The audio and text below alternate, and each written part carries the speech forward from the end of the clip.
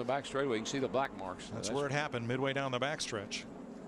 Now, so far, we have had 4 green-white checkers in 2010. 2 attempts at Daytona and Atlanta, 1 attempt each at Martinsville and Phoenix. This will be the first time since the new rule was instituted that we will have 3 tries at green-white checker. What many people were talking about coming into Talladega, they thought might happen, has come to pass. That man leading the race at Daytona never led a lap in the 500-mile segment of the race. He led in the overtime segment of the race. Here he is again today, hoping he's got enough fuel.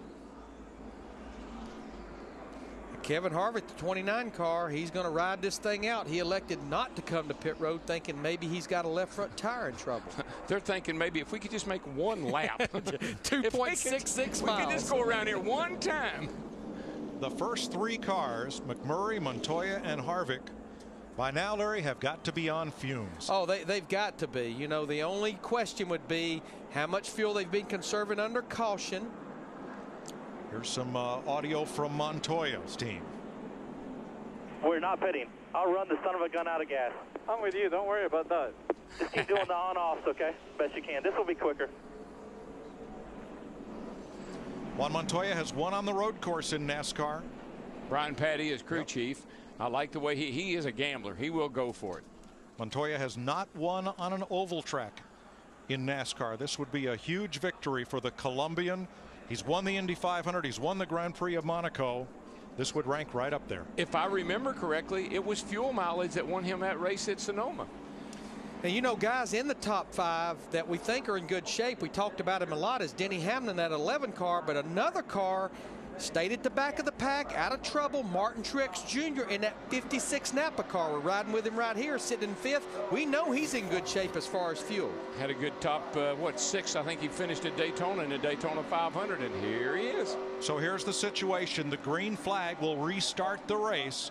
The next flag ends it. This is the 3rd and final attempt at a green-white checker. This time, Montoya has Harvick, one of the best closers in the business on a super speedway, on his back bumper. Montoya has Hamlin pushing. Here we go for the final time. Looks like you're going to have teammates side by side going through turn 1 and 2. Harvick in the 29 pushing McMurray. 42 getting a push by Denny Hamlin in the outside, side by side. It's whichever line back here where you see the 56 coming. If he goes with the 29, that will push them ahead of the 42 Montoya and the 11, but he's got to get there, and he's not getting there. And Dale Jr. did not keep pace with Martin Truex. He's fallen back a bit. He will not be among those who will settle this for the win. Boy, this is the roadblock now, even when you get there. Where are you going to go? Look at the run. Truex is getting in the 56 with the push from Kyle Busch in the 18. White flag this time. Can Montoya and Hamlin do the 2x2 tango, or will Harvick shove McMurray to victory lane? White flag in the wind. 1 lap to go. ECR engines at the front of the field working together and looking good. The big question, both those guys, they have to be on fumes as far as fuel, the 1 and the 29. I don't like that. There's a little bit nervous getting a big lead out here. You got to be careful, but with these guys 2x2 behind them, it might work. Staying to the inside, the 2 leaders have no drafting help, but they are scooting away from the pack.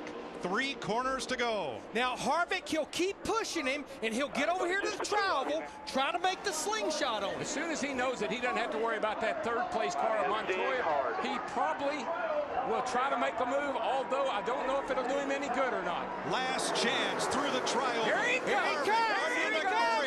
Here they come.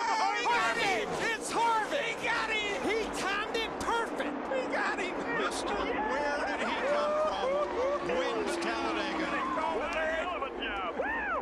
He got him. He timed it picture perfect. Oh, boy. And McMurray opened that bottom just enough. I think McMurray thought, I got it made because Harvick's not going to do anything. He can't afford to. Holy cow, look at Delana. She can't believe it. Awesome job, guys. Awesome job. I mean, that played out to the T. To the pass on the last lap. Yeah, baby. You said you wanted to be. You see what happened? He got him wiggling a little bit, Larry. Through the trial. Got him a little bit loose, and that's what won the race for him. When he went across the back of his bumper, got him a little loose, opened the door. I don't know who it was, Darrell, but on Friday I saw him do that to someone in practice wiggle them up a little, move underneath, and make the pass. Harvick on Friday was practicing his race-winning move. You see right and there. it pays off right here. Yeah, you see right there, Mike, he had the one car of McMurray sideways. And how fitting, Shell Pennzoil was on that car when he won the Daytona 500 a little over 3 years ago. The announcement made this week that they will be leaving that team at the end of 2010. Kevin Harvick, his wife Delana, in disbelief as Harvick snaps a 115 race winless streak that goes back to that Daytona 500 win in 2007. And guess where he starts in just a little while in the next event? On the pole. The man's in the top 5 in all top 3 series in points. We'll be back to Talladega. Can you believe it?